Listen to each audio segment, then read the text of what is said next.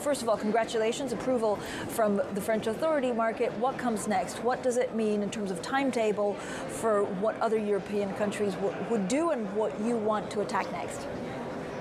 Sure. Thanks for having me, Francine and Tom. And so I think this is, as you said, this is one of the first G7 countries that's given Binance a regulatory license.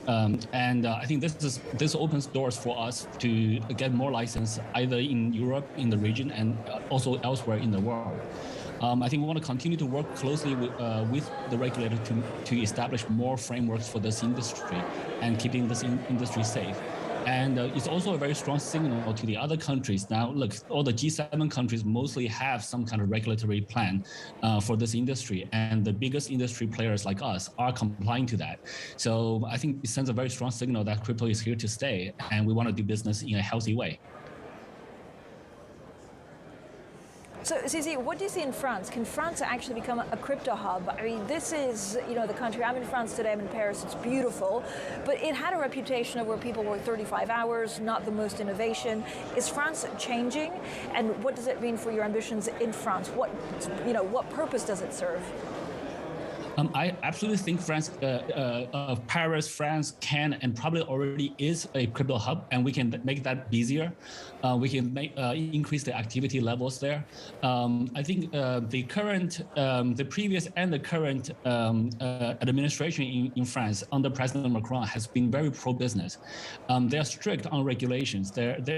France is one of the toughest regulators that we have interacted with, but they are very pro-business. I think under President Macron's leadership, you can feel this mentality of they want to embrace businesses, they want to embrace new technology, and they want to attract the crypto industry. And the crypto industry is quite mobile. So the crypto industry most of the crypto industry work remotely, and the blockchain has no borders. So and France has the engineering talent, very strong on mathematics, very good schools. So things can change. France can definitely be a strong crypto hub.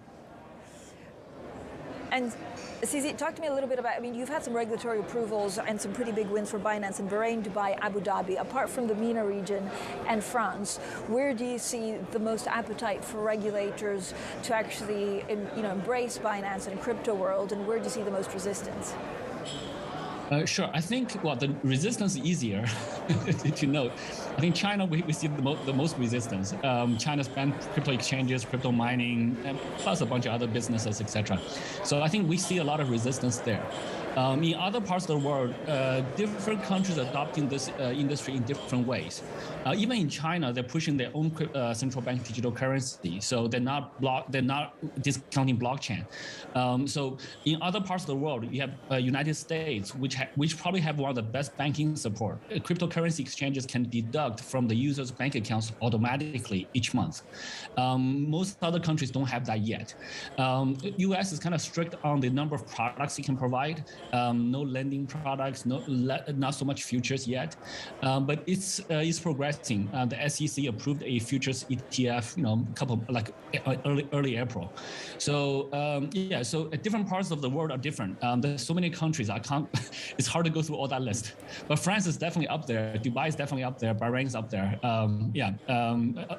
There's many countries we see more and more countries coming to us wanting our help to help them establish in this industry in their country, which didn't really happen like a year or two ago. So we're really seeing that shift.